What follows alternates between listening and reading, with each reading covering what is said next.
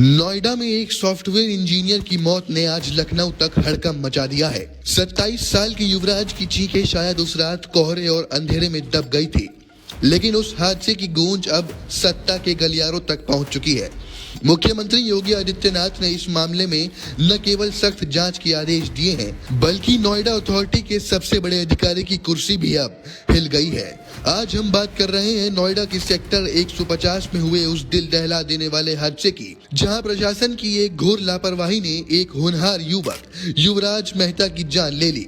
इस घटना पर मुख्यमंत्री योगी आदित्यनाथ अब पूरी तरह एक्शन मोड में आ गए हैं। सबसे बड़ी खबर ये है कि नोएडा अथॉरिटी के सीईओ एम लोकेश को उनके पद से तत्काल प्रभाव से हटा दिया गया है। 2005 बैच के आईएएस अधिकारी एम लोकेश पर ये गिरती गाज इस बात का संकेत है कि मुख्यमंत्री इस मामले में किसी भी तरह की लापरवाही बर्दाश्त करने के मूड में नहीं है। मुख्यमंत्री ने इस पूरे मामले की तह तक जाने के लिए एक उच्च स्तरीय एसआईटी यानी विशेष जांच दल का गठन कर दिया है। इस टीम की अगुवाई मेरठ जोन की एडीजे करेंगे और उनके साथ मेरठ के कमिश्नर और पीडब्ल्यूडी के चीफ इंजीनियर शामिल होंगे। मुख्यमंत्री का आदेश बिल्कुल स्पष्ट और सख्त है। सिर्फ 5 दिन के भीतर रिपोर्ट उनकी टेबल पर होनी चाहिए कि आखिर युवराज की मौत का असली जिम्मेदार कौन है। आइए आपको याद दिलाते हैं कि 16 और 17 जनवरी की उस काली रात को आखिर हुआ क्या था। चारों तरफ घना कोहरा छाया हुआ था और युवराज गुरुग्राम से अपना काम खत्म करके घर लौट रहे थे।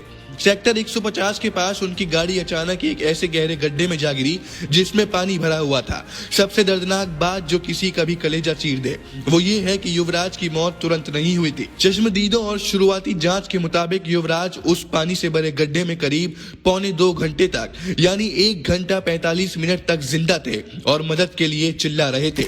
उनकी पोस्टमार्टम रिपोर्ट ने जो खुलासा किया है वो बेहद डरावना है। रिपोर्ट्स के अनुसार उनकी मौत पानी में डूबने से, दम घुटने और उसके बाद आए हार्ट अटैक की वजह से हुई। जरा कल्पना कीजिए उस दहशत की जो उस लड़के ने महसूस की होगी, जो ठंडे पानी में फंसा था और उम्मीद भरी नजरों से मदद का इंतजार कर रहा था। युवराज के पिता ने पुलिस में दर्ज कराई अपनी शिकायत में साफ कहा है कि स्थानीय लोगों ने पहले भी कई बार नोएडा अथॉरिटी से इस खुले गड्ढे की शिकायत की थी। उन्होंने वहां बैरिकेडिंग और रिफ्लेक्टर लगाने की मांग की थी, लेकिन अफसरों के कान पर जूं तक नहीं रेंगी। पुलिस अब ये दलील दे रही है कि अंधेरा और कोहरा बहुत ज्यादा था, इसलिए रेस्क्यू में दिक्कत आई। लेकिन बुनियादी सवाल वही खड़ा है, सड़क के बीचों बीच वो जानलेवा गड्ढा खुला क्यों था। मुख्यमंत्री के सख्त निर्देश के बाद अब एसआईटी जांच शुरू हो चुकी है। सीईओ को हटाया जा चुका है और उम्मीद है कि अगले 5 दिनों में दोषियों के नाम सामने आएंगे। लेकिन बड़ा सवाल ये है कि क्या ये प्रशासनिक कार्रवाई युवराज को उसके परिवार के पास वापस ला पाएगी और आखिर कब तक आम जनता सिस्टम की इस खूनी लापरवाही की कीमत अपनी जान देकर चुकाती रहेगी। नोएडा की सड़कों पर हम और आप कितने सुरक्षित हैं, ये आज एक बहुत बड़ा यक्ष प्रश्न है। इस पूरे मामले और सरकार के एक्शन पर आपकी क्या राय है? क्या आपको लगता है कि सिर्फ ट्रांसफर और जांच से व्यवस्था सुधरेगी? हमें कमेंट बॉक्स में जरूर बताइएगा।